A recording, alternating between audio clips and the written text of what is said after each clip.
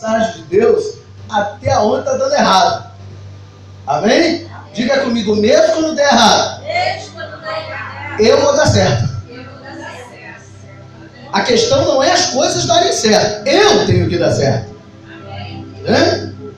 Porque se eu deixar para dar certo quando as coisas derem certo, isto é sinal de que eu estou dando e valorizando as coisas, e não ser que eu estou me transformando diante de Deus.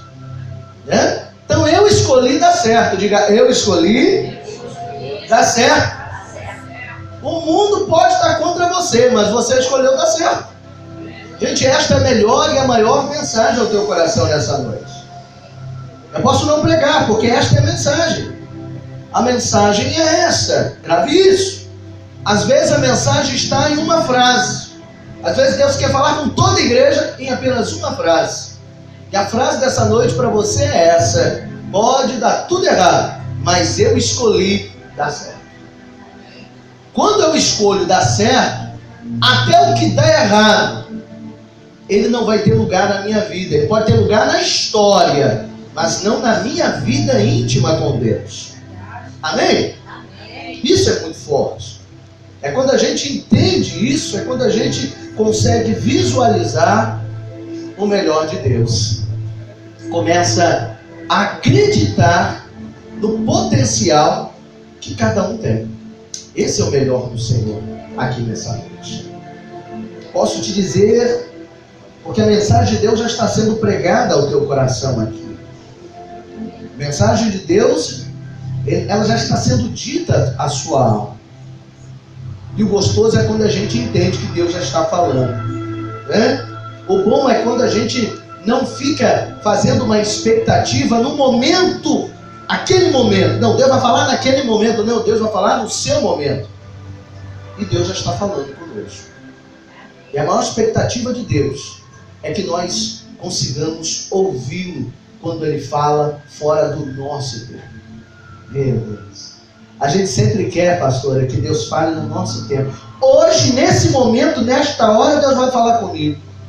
Aí eu acredito que muitas vezes na nossa vida, Seri, que Ele está dizendo: eu já estou falando antes do tempo que você imaginou. Você que ainda não me ouviu. Você que ainda não percebeu. Mas eu já estou falando. Não é no seu tempo que eu falo. Eu falo no meu tempo. Porque no seu tempo, o adversário pode colocar as patas dele, mas no meu tempo, o adversário não coloca as mãos sujas dele. Porque ninguém pode frustrar os planos de Deus. Mas por que não pode? Porque é o tempo dele. E o seu inimigo, o meu inimigo, não conhece o tempo de Deus. Ai, que coisa linda. Você tem que glorificar a Deus, porque o diabo não conhece o seu tempo. E é por isso, escute isso, é por isso, que geralmente nós perdemos algumas lutas no nosso dia a dia. É porque a gente está contabilizando no nosso tempo. Mas no nosso tempo há uma possibilidade, há uma desvantagem, porque o nosso tempo, ele é cronos. Ou seja, ele está baseado no que vemos, no que sentimos e no que contabilizamos. Cronos é o tempo, 1, 2, 3, 1 hora, 2 horas, tempo cronos, tempo cronológico, tempo do seu relógio. Mas o tempo de Deus é o Kairos. Diga comigo, Kairos. O Kairos, ninguém saberá qual é o tempo. Só Ele. Nem você, nem os anjos. Só Deus. Só Deus. Eu creio que tem um Kairos de Deus chegando sobre a tua vida aqui hoje. O Kairos de Deus é que faz o adversário ficar confuso. É quando ele pensa que você está no seu tempo, mas dentro de você está: Senhor, eu estou no seu tempo. Eu estou vivendo o seu tempo. Eu estou vivendo a sua glória. Eu estou vivendo a sua manifestação. Eu estou vivendo a sua verdade. Eu estou vivendo o seu tempo. Quando quando nós aprendemos a viver o tempo de Deus, o nosso tempo só serve para as nossas atividades naturais. Dormir, comer, acordar, almoçar. Esse tempo só vai servir para isso. Mas o tempo que você precisa não é o Cronos, mas é o Kairos. É por isso que muitas vezes nos decepcionamos. É por isso que muitas vezes fraquejamos, porque olhamos para o nosso tempo, para a nossa expectativa, para o nosso momento. E o melhor momento é o que Deus provoca, é o que Deus traz, é o que Deus faz. Tudo que Ele faz ao seu tempo, irmão, é tremendo isso. Quem já viveu esta experiência, Luiz, não quer viver outra vida. Toda vez que você vive o tempo de Deus, você não quer outra vida. Porque você começa a interpretar e a entender que o tempo dele é um tempo perfeito. É um tempo sem falhas, sem riscos. O tempo de Deus não tem riscos. Quem já teve essa sensação? Olha que eu programei isso. Olha que eu fiz isso. Olha que eu busquei de todas as formas para esse dia, mas deu tudo errado. Não funcionou. Passa-se os dias e de repente, quando você menos esperava, o milagre chegou. O melhor de Deus aconteceu. E aí você faz aquela breve reflexão e descobre que se acontece naquele dia, não daria tão certo como se tivesse acontecido naquele dia. E aí você diz: Deus sabe o que faz. Diga comigo: Deus sabe o que faz. E faz lembrar de uma história. Essa história às vezes é contada de formas diferentes, mas o cerne dela é o mesmo. Lembra a história de um fiel escudeiro? Esse que muitas vezes você, como eu já ensinei algumas vezes, mas tem algumas pessoas que podem não saber, quando a gente chama de puxa-saco, né? E às vezes as pessoas se ofendem ou se sentem ofendidos porque alguém me chamou assim, por você ser alguém fiel a alguém, principalmente a alguém que está superior a você. E este homem era exatamente, ele fazia esse papel. Ele guardava, para você que não sabe, puxa-saco, era alguém de íntima intimidade com o rei da sua época. Como naquela época não tinha malas de rodinha, a mala era sem alça, literalmente, era um saco. Era um saco bem ornamentado que o rei, ou alguém importante, carregava as suas coisas que ele tinha que fazer uma viagem ou ir a alguns determinados lugares. Então ele tinha aquela pessoa de grande intimidade. E ele guardava tudo o que ele tinha como valor dentro desse saco. E este homem, o fiel escudeiro, o chamado puxa-saco, é quem guardava, é quem levava, é quem estava sempre próximo e perto. Então quando alguém te chamar de puxa-saco, você diga: muito obrigado, você não sabe o bem que você acabou de me fazer. Porque existe uma história por trás dessa frase. E este menino, este jovem, não sei exatamente a idade dele, sempre estava do lado do seu amigo, do rei.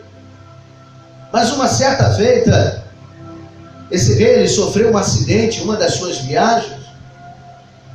E aquele soldado percebeu que o rei havia perdido um pedaço do seu dedo. Ele se machucou em algum momento. Então aquele rei ficou muito chateado. E quando ele volta de viagem, quando ele volta da onde ele estava, ao certo, ele vai falar com o seu amigo, chateado, triste, porque havia perdido um pedaço do seu dedo num acidente. E então o seu amigo olhou para ele e disse: ó rei, Deus sabe o que faz. Deus sabe o que faz. Não sei por que Deus me fez lembrar esta mensagem, mas Deus sabe o que faz. Amém? Amém? Porque a história não era essa, mas ainda bem que a história que eu conto não é minha, é dele, porque ele sabe o que faz.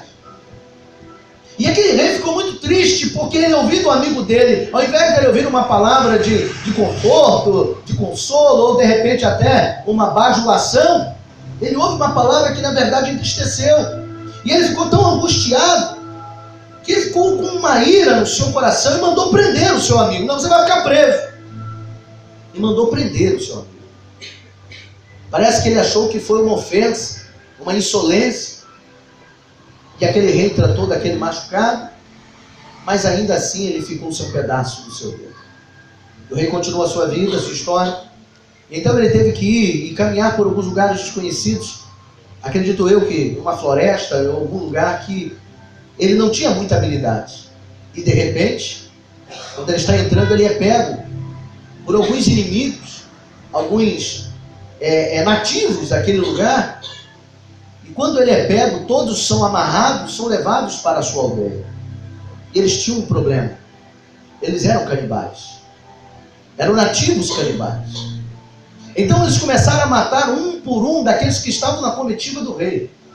Mas quando chegou na vez do rei, aqueles nativos começaram a falar entre si algo que ele não entendia. E de repente, naquele momento, aqueles homens desamarraram o rei e mandou ele embora o mais rápido possível.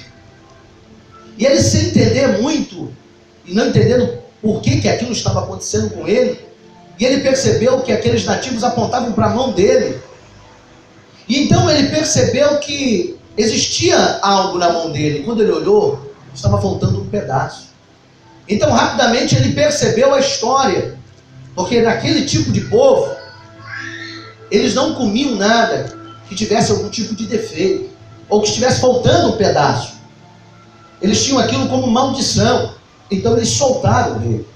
E o rei então chegou no seu palácio rapidamente buscando o seu amigo e mandou soltá-lo. E ele então conta a história para o seu amigo, e o seu amigo mais uma vez olha para ele e diz a célebre frase: rei, Deus sabe o que faz. Não, mas eu quero que você me desculpe, porque hoje eu estou entendendo que se não fosse esse momento, eu hoje estaria morto como os demais. E ele continua: não, você não tem que se desculpar. Eu quero agradecer, porque Deus sabe o que faz. Mas você não está entendendo. Eu te botei preso, você não merecia. Rei, Deus sabe o que faz. E ele insistiu e perguntou: por que você está dizendo? Ei, se você não tivesse me prendido, quem estaria morto era eu agora. Deus sabe o que faz. Então na nossa vida, quando o tempo é de Deus, Deus sabe o que faz. Amém? Eu não sei o que está acontecendo. Aplauda ao Senhor.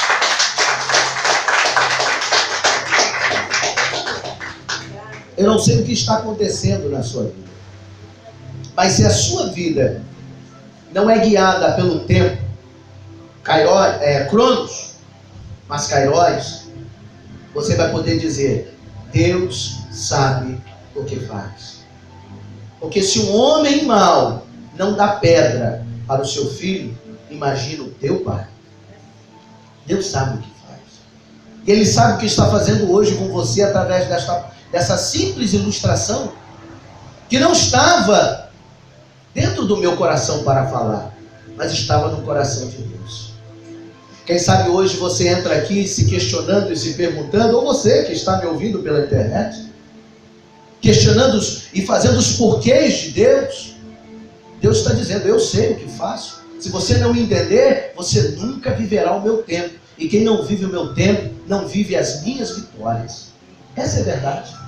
Quem não vive o tempo de Deus, não vive as vitórias de Deus. Porque Ele está sempre tentando colocar a sua vida e o seu tempo na frente do tempo de Deus. Você pode aplaudir ao Senhor por essa verdade?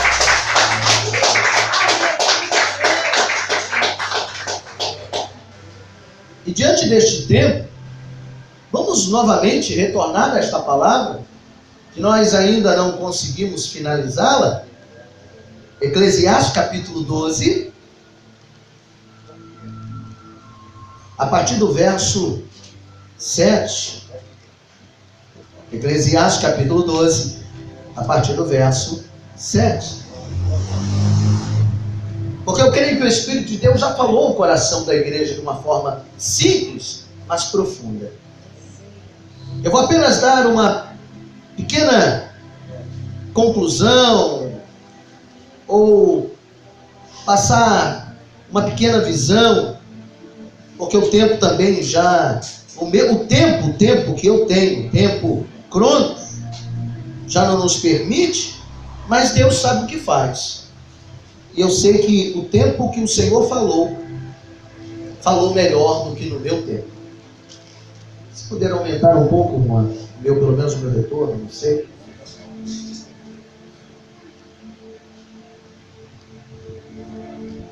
Leiamos essa palavra. Obrigado.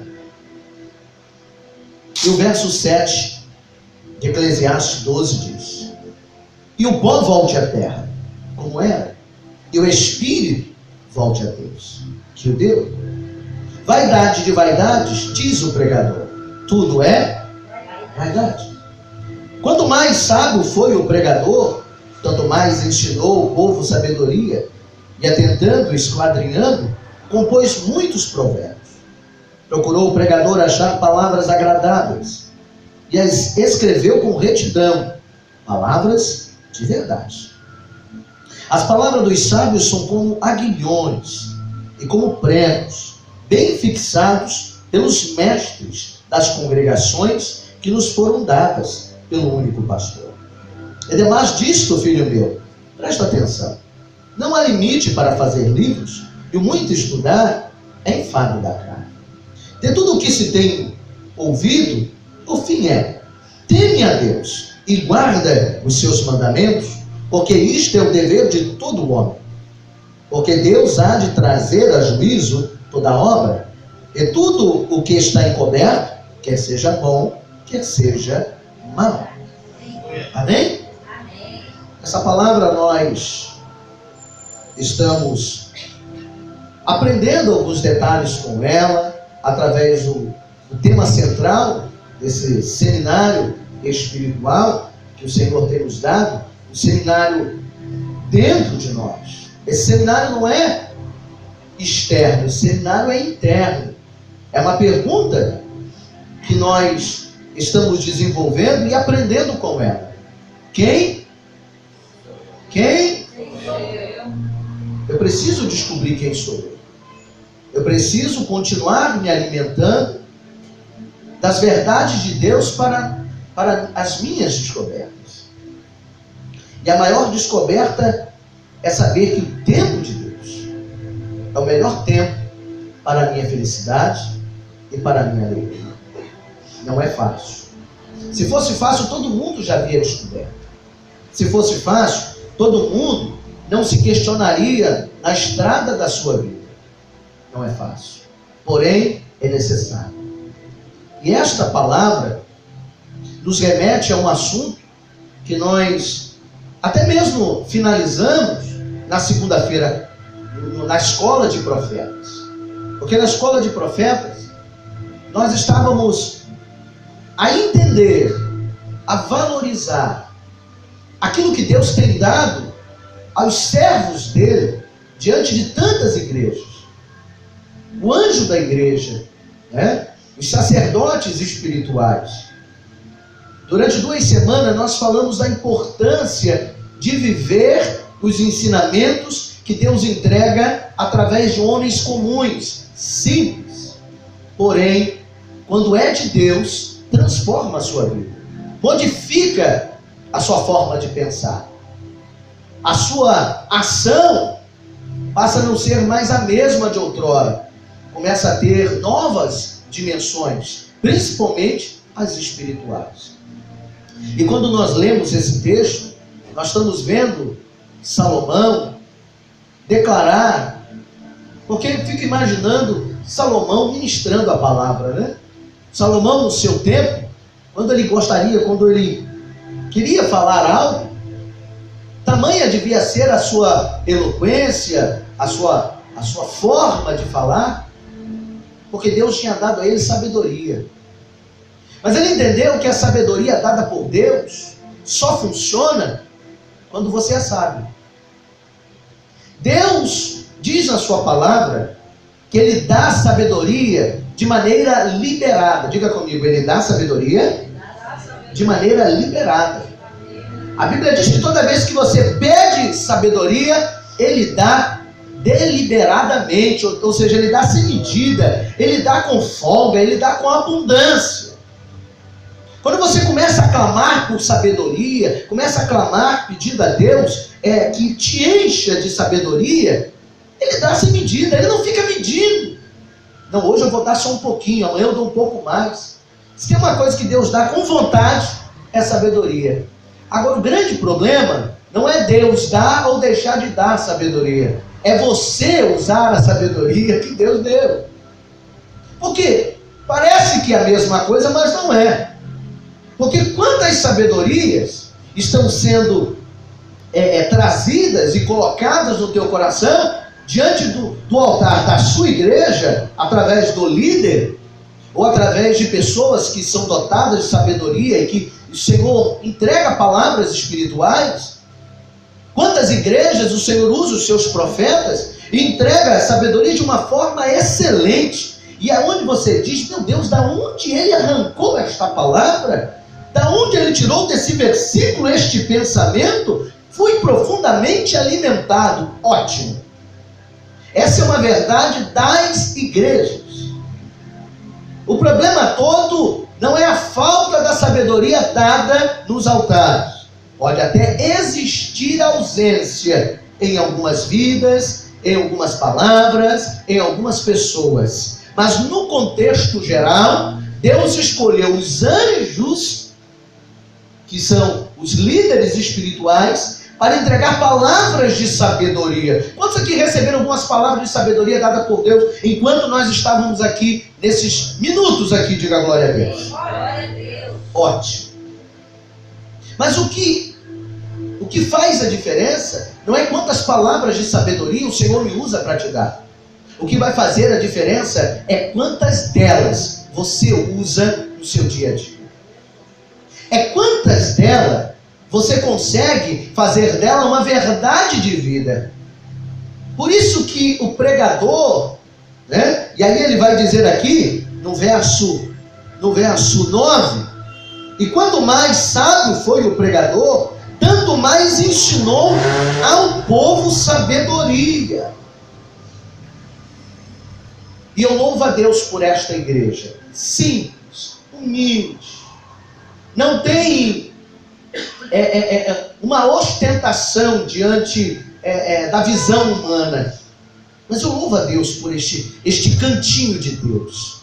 Porque aqui sai palavras de sabedoria. Mas do que adianta este lugar ser cheio de palavras de sabedoria, se nós, os ouvintes, não praticarmos, aceitarmos e vivermos esta palavra? É por isso que você vai ouvir muitas pessoas. Por isso a pergunta, quem sou eu? Eu sou ouvinte de palavras e amante de palavras sábias? Não. Quem sou eu? Eu sou alguém que absorvo as palavras sábias, que vivo as palavras sábias, que tento planejar a minha vida debaixo dessas palavras sábias. Porque senão não tem sentido. Senão nos transformamos em ouvintes e não em praticantes, e a Bíblia ela é enfática nesta verdade. É por isso que muitas e muitas igrejas e muitos líderes vão ter esta triste noção das igrejas que eles pastoreiam. Porque ele traz uma palavra poderosa, sábia do reino dos céus, uma palavra preparada do coração de Deus, mas ela não é preparada para o seu coração, que é filho dele. Ela não é o motivo da sua alegria. Ela não é a motivação da sua vida. Por quê? Porque muitas vezes você aprende o que é certo, mas acaba fazendo o que é errado. Você tem noção do que deveria, mas faz o que não deveria. Essa é uma verdade que nós precisamos mudar todos os dias na nossa vida. Porque não adianta nós sabermos se não praticarmos. Infelizmente, essa frase ela é velha, mas ela é atual. Não adianta, e aí, meu irmão? Aí, eu vou me lembrar de algo que aconteceu hoje, só não vou citar nada aqui, é uma questão de ética, mas eu estava revisando, aliás, não foi nem eu que descobri, foi a minha esposa. Eu apenas tirei como base para esse pensamento que eu vou te dizer agora. E aí eu comecei a pegar algumas anotações muito antigas, e que não eram nem minhas, mas de outras e outras pessoas. E era um livro que relatava atividades e atitudes. E aí eu me dei conta de alguém que estava citado no livro. E aí, todo tipo de citação era uma situação difícil. Era uma citação sempre dizendo,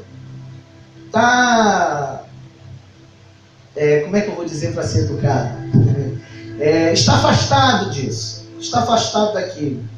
E aí cada citação, cada mês, ou eram reuniões, e cada reunião, o nome da pessoa sempre estava nela, mas nunca para dizer, fulano fez algo positivo.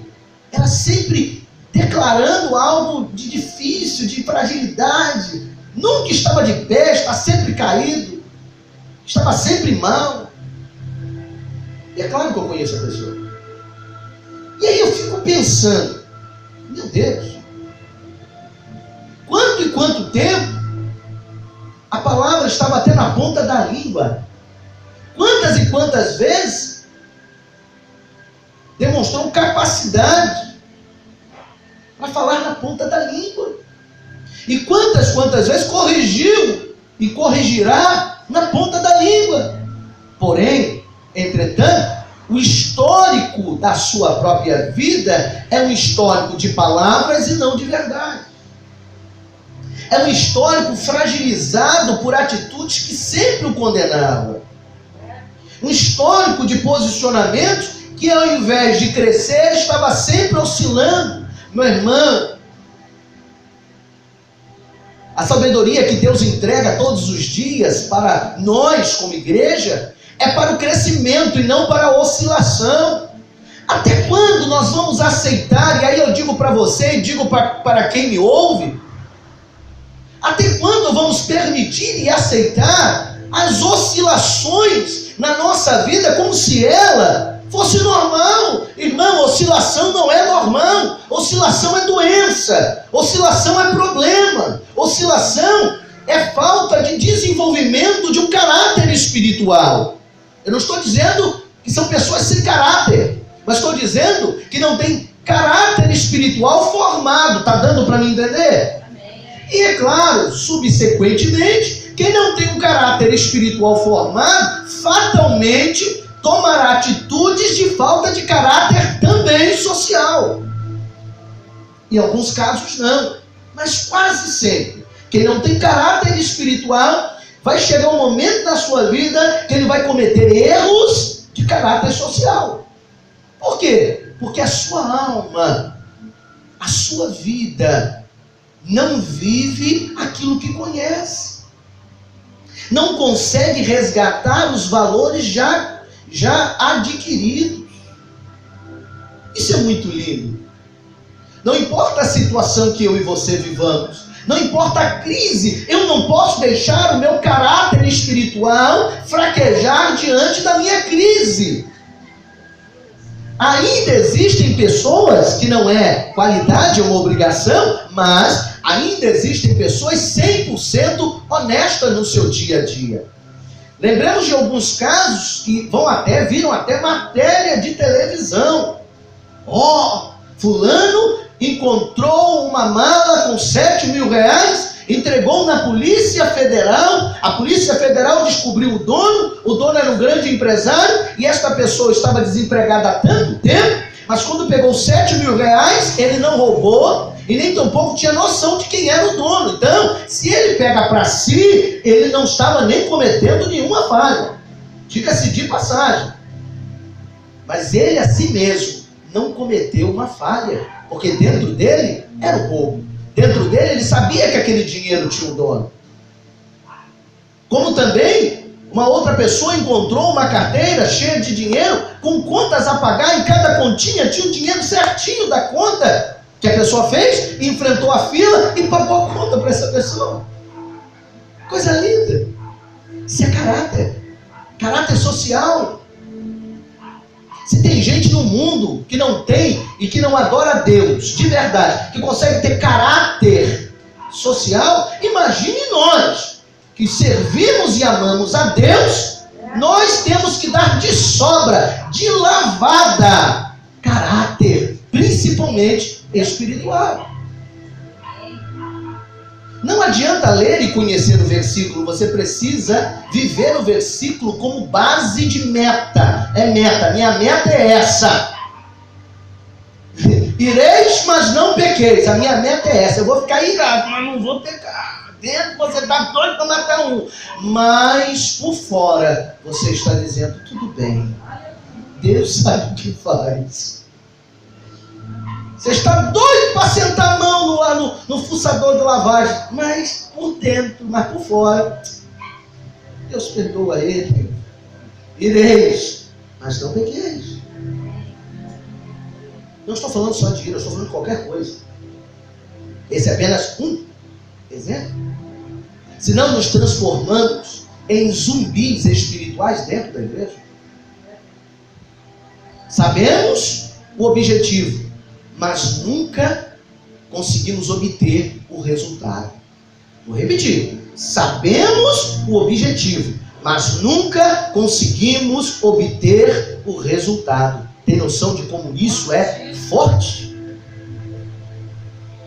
Qual foi o tipo de vício? Qual foi o tipo? Quando eu falo vício, eu estou falando só de cigarro e bebida, não. Também. Mas na sua vida você tem um monte de vício. Quais são os vícios que você tem certeza que atrapalham a ação de Deus na tua vida? Que você tem noção exata. Ah, esse. Então por que você já não abandonou? Por que você ainda dá lugar ao vício que te afasta de Deus?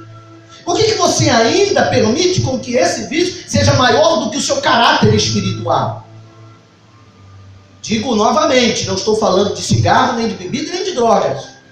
Estou falando de todo vício, porque todo vício não está inserido no campo espiritual somente aquilo que nós conhecemos como vício. Porque cigarro, bebida, droga, meu irmão, eu não preciso nem discutir, isso te leva não só para o inferno, mas para o caixão também.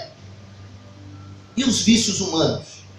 E os vícios sociais? E os pensamentos viciosos?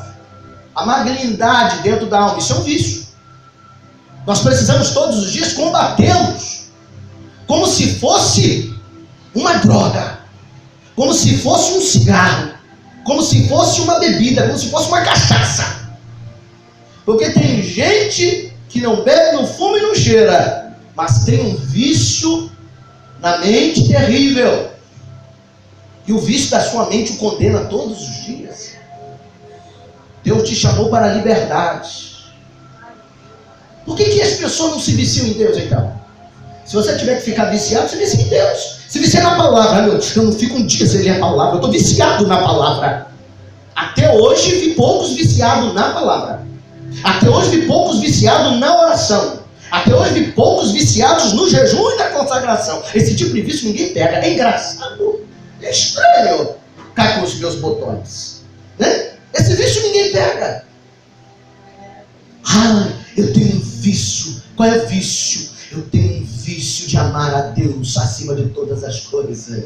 Esse vício é sensacional. Mas esse ninguém faz. É uma luta para amar a Deus acima de todas as coisas. É uma luta para ler a Bíblia. É uma luta para orar. É uma luta para jejuar. É uma luta para ter uma vida com Deus. É uma luta para ter uma vida com Deus. Uma luta. Mas para as outras coisas é facinho. Tranquilinho. O que eu estou tentando falar ao teu coração é que nós precisamos viver o que está dizendo o pregador. Porque a sabedoria está sendo dada.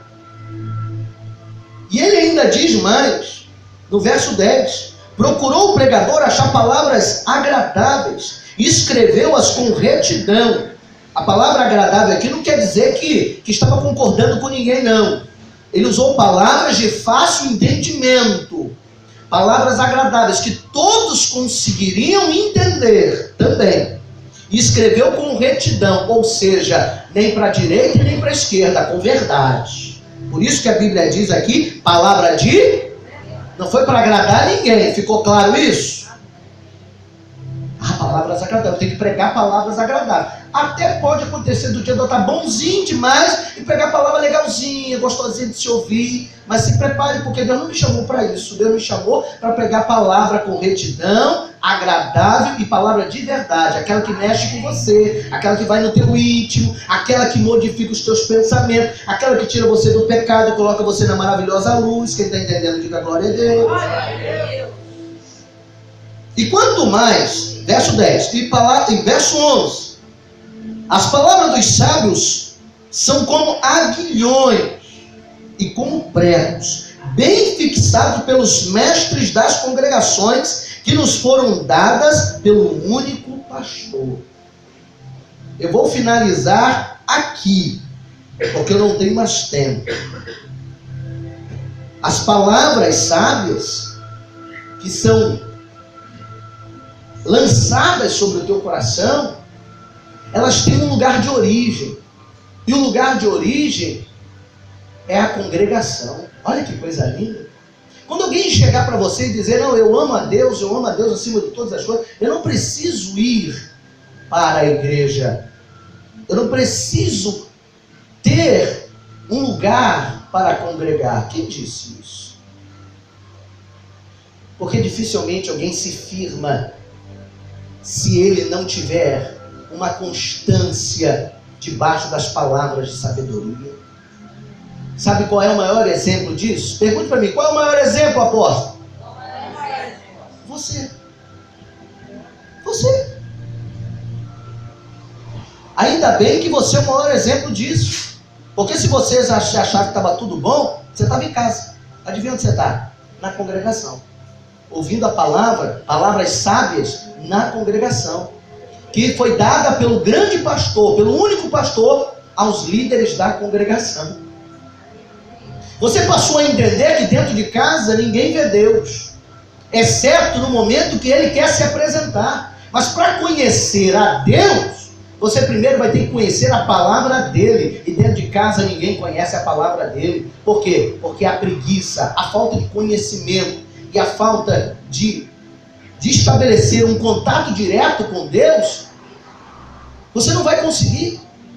A congregação é o lugar, a congregação não salva ninguém, a igreja não salva ninguém, mas a igreja é o lugar, é a porta, é a faixa de largada para a sua salvação. Porque é aqui que você conhece a sua vida, como a Bíblia diz que tem que ser. É na congregação que vem palavras que alimentam a sua alma, não o seu ego. Diga comigo, palavras que alimentam a minha alma e não o meu ego. Palavras que me mostram o quanto eu estou errado e preciso acertar. Palavras que me dão direção, e em casa você não tem direção. Irmão, se você for sincero, como eu creio que você é, você sabe que em casa você não tem direção. Em casa as coisas fogem ao controle. E aí o que vai prevalecer é o que você aprendeu na congregação. É o que você aprendeu de sabedoria dada pelo único grande pastor aos líderes da congregação. Então nós temos um papel, eu tenho um papel, os pastores têm um papel. Nosso papel não é ser Deus, o nosso papel é ser apenas a boca de Deus e você ouvir Ele falar. Ser ministrado através de um profeta é ouvir Deus falar dentro de você. É você começar a vislumbrar que a sua mudança não veio do nada. Não veio num abracadabra. Não veio numa varinha de condão. Ela veio depois de muita luta. Ela veio depois de muita pesquisa. Ela veio depois de muito você desistir da sua carne e querer conhecer a Deus. A sua libertação, você não alcança a sua libertação só porque você conhece o Salmo 23, ou tampouco o Salmo 91. A sua libertação acontece quando você pratica o Salmo 23, o Salmo 91, quando você começa a viver os salmos, as palavras, quando você começa a ter uma vida pautada nas palavras de sabedoria. A sua libertação vem daí. E quando isso acontece, elas são como aguilhões, pregos bem fixados, aonde você está amarrando, prendendo a palavra em você. A palavra de Deus em nós tem que ser com essa visão. Toda vez que Deus te dá uma palavra forte, e que você sabe que é para a tua vida, para a tua alma, você tem que prender na tua alma, como se estivesse presa na parede, no concreto, como aguilhões, que nada pode arrancar, como pregos bem fixados. Eu preciso fixar a palavra e não ser algo sem sustentação em mim. Como é que está a tua parede hoje? Será que a tua parede, o concreto que está dentro dela, é uma parede que é feita 4x1, 5x1? É 5 carnes e um de Deus? Faz um concreto 5x1 para você ver se a parede vai ficar forte ou vai ficar fraca. Bota um prego na parede, vai entrar igual manteiga. Pum! Bota uma bucha com parafuso, para você ver se com pouco tempo que você colocou na parede não vai cair. Porque a parede não firma, não segura. Irmão, você tem que ser 1x1. Concreto na tua vida hoje tem que ser 1x1, meu irmão.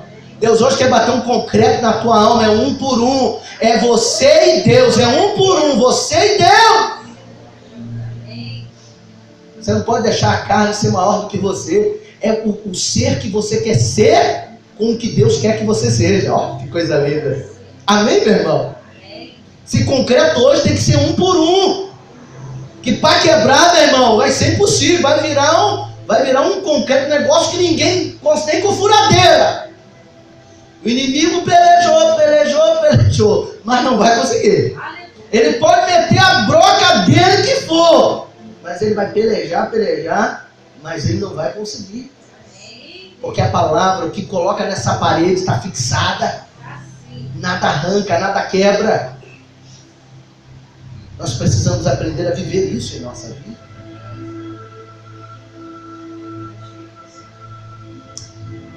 Eu vou falar algo aqui e que você tome para a tua vida. Escute.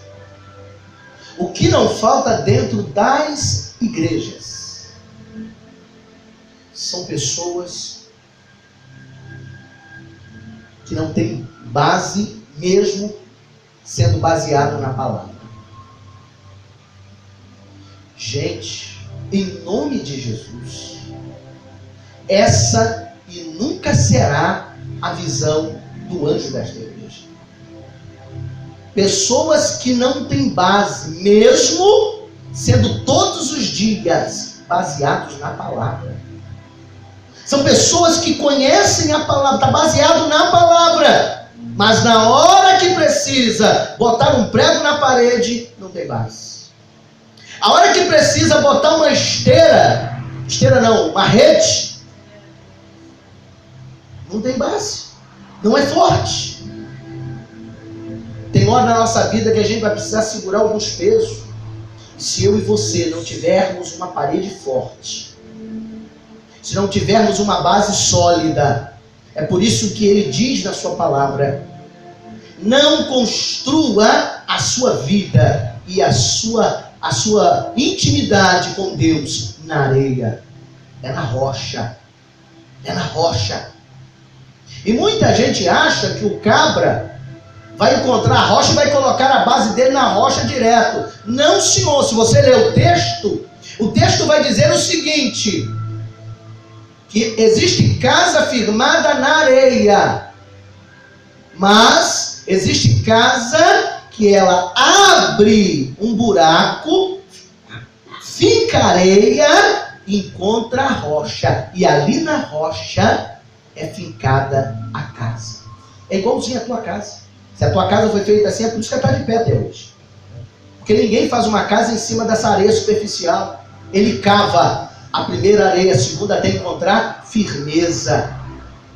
O que Deus está dizendo para mim e para você é que nós precisamos cavar para encontrar um lugar firme, para colocarmos as estacas espirituais da nossa vida. Amém, meu irmão? Amém. Temos que viver a palavra bem fixada. Ela tem que ser forte, nada pode arrancar. Olha, se vai servir para você, eu não sei, mas deveria. Se vai te alimentar, eu não sei, mas deveria. Se vai fazer sentido, eu não sei, mas deveria. Você não pode deixar com que a tua carne ou os teus pensamentos sejam maiores do que os pensamentos que Deus sempre colocou na tua alma. Apóstolo, eu não entendi, vou te explicar. As pessoas se afligem por causa da carne e da alma fragilizada. Normal e natural. Só que Deus está buscando verdadeiros adoradores que o adoram em espírito e em verdade. O adoram em quê? E sem espírito e verdade, a minha base não é nem na minha carne e nem tampouco na minha alma, que muitas vezes se fragiliza, mas sim na minha verdade espiritual que aprendi com Deus. A minha fortaleza não é nas coisas, mas nele. Ele é a minha base. Porque se ele não for a minha base, quando a minha alma não tiver força, a fé vai me garantir a vitória. Porque a fé não está ligada à sua alma, a fé está ligada a quem você determina a sua confiança. Porque muitas vezes a tua alma está fraca, está triste, porque está vendo as coisas acontecerem. Não sejamos hipócritas e mentirosos. Muitas vezes a sua alma está abalada por aquilo que está na tua frente. Você é um ser. Mas se a tua certeza e a sua fé é baseada na certeza do Deus que você conheceu, então você não está baseando a tua vida nem na sua própria alma, mas no concreto espiritual que você promoveu dentro de você. É quando você consegue ser mais do que você imagina. Quando você está destruído na alma, mas o teu Deus é o que te garante a vitória. É quando você coloca a tua vida totalmente nas mãos de Deus. Ou seja, é quando nem você mais está importando. O que está importando é o que você pensa dele. O que passa a importar é o que você acredita dele. Mesmo que a sua alma não esteja conseguindo enxergar mais nada. Nós queremos viver uma alma forte. Mas mesmo quando ela enfraquecer, a certeza de que eu tenho que Deus é forte vai ser maior do que o meu ser. Vai ser maior do que o meu eu humano, porque a minha fé é baseada no que eu acredito e não naquilo que eu sinto. Amém, meu? É como é difícil basear a vida espiritual nessa verdade. Como é difícil, mas é necessário. Dividir isso em você, pensa em algo difícil, é isso. Mas é necessário. Só que você só aprende isso ao longo da sua vida. Você só aprende isso exercitando. A sua alma chora, mas o Espírito de Deus que há em você te fortalece. Mesmo você vendo tudo dando errado, mas Deus está dizendo: aquieta o teu coração. Não te assombres, porque eu sou teu Deus. De repente, no meio do caos, você consegue ver o impossível, o inacreditável. Mas isso só aprendemos quando temos caráter espiritual. Quando baseamos a nossa vida acima de todas as coisas. Ou você acha que a Bíblia...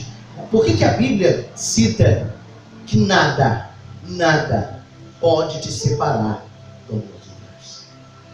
não é a fome, não é a tristeza, não é a angústia, não é o problema, não é a escassez, não é a tribulação. Nada pode me separar do amor de Deus.